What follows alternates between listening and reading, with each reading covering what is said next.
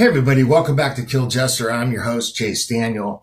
And today we're analyzing a moment from the Johnny Depp and Amber Heard trial. That is, for me, the reason I started this channel. This is a moment that shows you how far someone will go when they're desperate to win, how they'll fabricate evidence, stage photos, and submit them to a court of law, knowing the jury will see it, the judge is going to see it, and the entire world will see it on YouTube. And they do it anyways. This is about a photo, a simple photo of what Amber Heard claims is Johnny's cocaine mess, evidence of his out-of-control drug problem.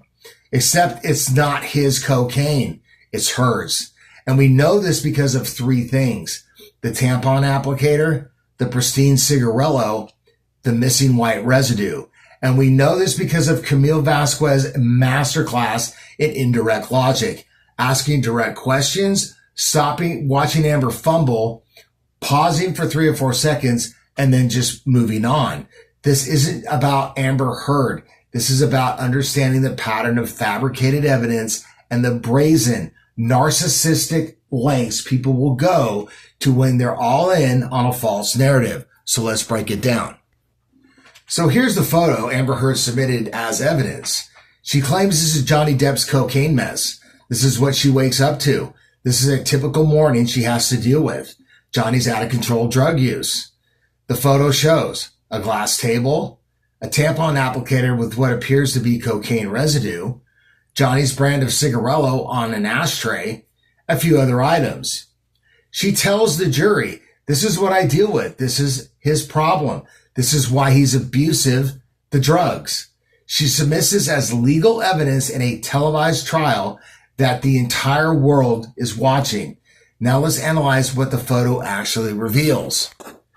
So first, the tampon applicator. Camille Vasquez asks Amber about this, and Amber response is remarkable. She claims Johnny taught her and others how to use tampon applicators to ingest cocaine through the bloodstream. She says Johnny does cocaine that way. Let me pause right there. Tampon applicators are designed for vaginal use. That's their anatomical purpose. So when Amber says, Johnny taught me to use tampon applicators for cocaine, she's claiming either Johnny uses them rectally, which men don't do with cocaine. Johnny taught her to use them vaginally for cocaine, which is how it works. Camille goes there, partially. She asks about the mechanics. Amber trips all over the question, fumbles the explanation. And then Camille does something brilliant.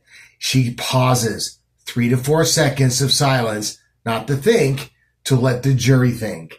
And then she moves on, because in that pause, the jury process, tampon applicators are used vaginally. This is a method of female cocaine use. Amber just claimed Johnny taught her this, but this is her method, not his. The pause lets the jury arrive at the truth themselves. That's the first crack. This is her cocaine. It's not his. The second thing we'll go over is the cigarillo. It's Johnny's brand. That's true. But look at it closely. It's pristine, unburned, no ashes, no use. If Johnny had been sitting at that table smoking and doing cocaine, that cigarillo would be burned. There'd be ashes and it would look used, but it's not. It's a prop placed there for the photo. Camille points this out. Asks Amber about it. Amber trips over the explanation. Camille just moves on. That's the second crack. The scene was staged.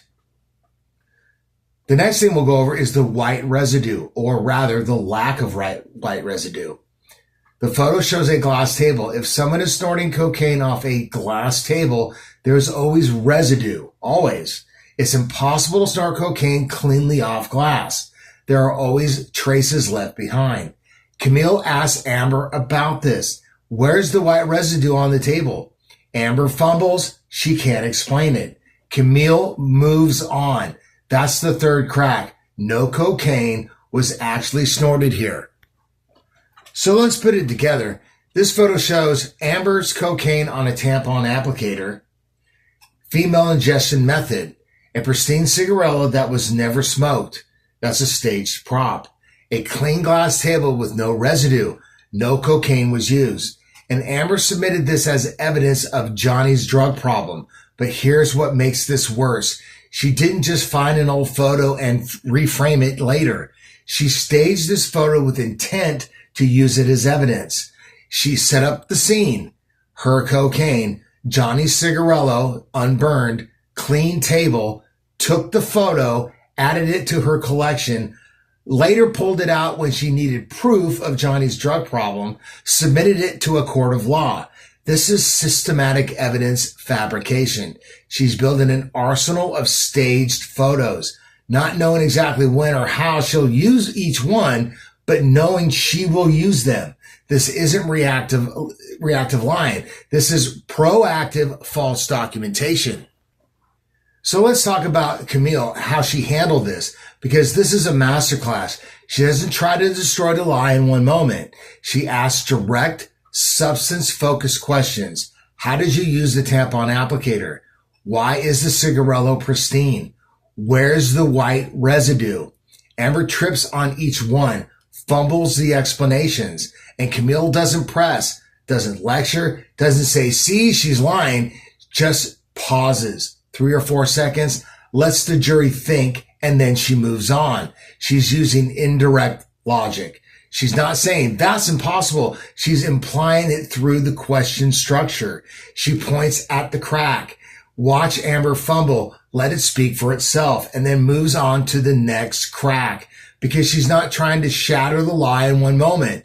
She's building a cumulative case of small, undeniable contradictions. Tampon applicator. Her method, not his. Pristine cigarillo. Staged, not used. No residue. No cocaine was snorted. Amber fumbling each explanation. Each one is a small crack. Together, they collapse the entire narrative. So why does this matter? Now here's why the matter beyond this trial. Amber took a photo she knew was fabricated. Her cocaine, staged props, no actual drug use visible, and submitted it as evidence in a court of law, knowing the jury would scrutinize it, knowing the judge would see it, knowing the world would see it on YouTube, and she did it anyways. That's not just lying. That's a narcissistic brazen beyond the scope of empathy and humanity.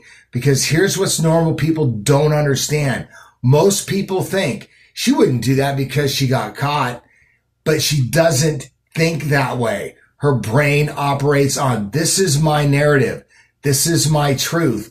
I will make it them see it this way. Whatever it takes. The impossibility of getting caught doesn't register as a deterrent, because in her mind, she's not lying. She's correcting the record. She can look at her cocaine, a pristine cigarillo she placed, a clean table with no residue, and call it Johnny's drug problem, and submit it as legal evidence on a global stage with cameras rolling and not flinch. And here's what you need to understand. This doesn't just happen in high-profile trials. This happens in real life, in relationships, in divorces, in custody battles, in workplaces. People will stage evidence, fabricate narratives, take photos with intent to weaponize, submit them as proof, lie to authorities, courts, and families. Do it knowingly. People are watching, because winning matters more than truth. And they genuinely believe they're the victim. That's the pattern. Not evil masterminds, just desperate people who've crossed the line where there is no objective reality anymore. Only what do I need to do to win? So what does this photo reveal? The cocaine, tampon applicator, female ingestion method. This is Amber's cocaine, not Johnny's. The staging of it. Pristine cigarillo, no burn, no ash. It's a prop placement. Scene was staged. Then fabrication, no white residue on glass table. No cocaine was snorted. No drug use occurred. Then the pattern, systematic evidence fabrication, building an arsenal of staged photos to weaponize later. The desperation, submitting fabricated evidence to a court, knowing it will be scrutinized globally. narcissistic, brazen, beyond empathy. Camille's response, indirect logic, direct questions, watch the fumble, pause, move on, let the jury connect the dots. And the cumulative effect, small cracks add up to collapse. Not one big gotcha, just an undeniable contradictions. The language of desperation isn't always verbal. Sometimes it's a stage photo with your own cocaine labeled as someone else's problem. So what does this teach us? So what have we learned from this? How does this apply to our lives?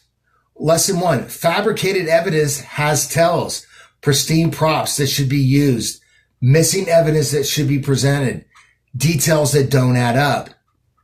In your life, when someone shows you proof, look for the details. Are there ashes on that cigarette? Is there residue on that table? What's missing from this picture? Lesson 2, people will stage evidence and use it later.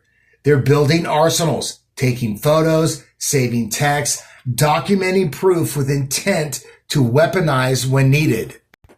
In your life, when someone constantly photographing your mistakes or messes, that's not documentation. That's arsenal building. Lesson 3, desperation leads to brazen moves. Submitting fabricated evidence to a court knowing it could be exposed. Someone who's all in on the false narrative.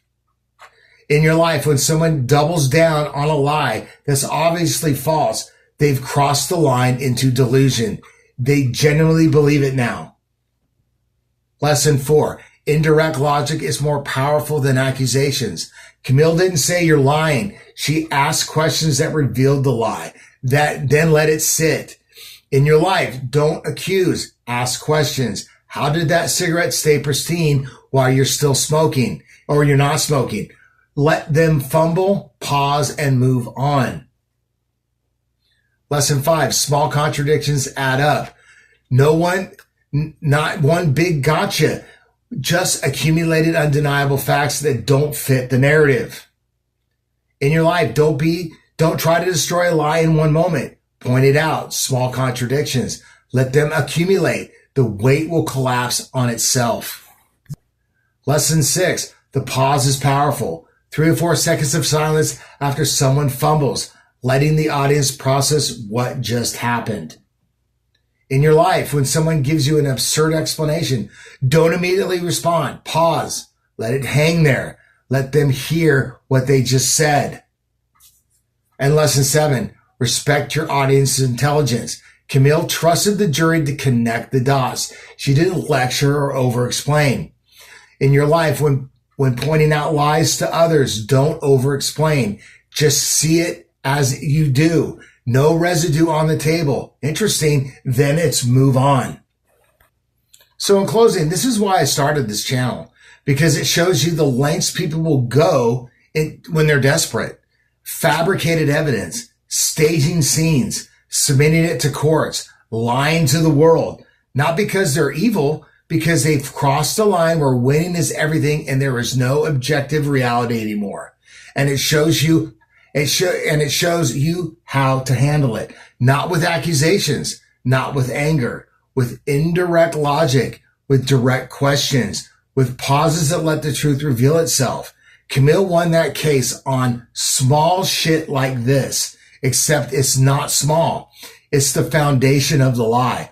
Pull out enough foundation bricks, pristine, cigarillo, missing residue, tampon applicator, and the whole thing collapses. And you don't need to push it over. It falls on its own. That's the lesson. That's why this moment matters. That's why I do this channel, because understanding how fabricated evidence works, how desperation operates, and how to expose it with indirect logic, that's valuable, not just in courtrooms, in your life. Subscribe to learn how to spot these patterns. Hit that subscribe button. Share this with someone who needs to understand how fabricated evidence reveals itself. Leave a comment. I read those. Remember, first words reveal first priorities, and fabricated evidence always has tells. Thanks for watching. I'll see you in the next one.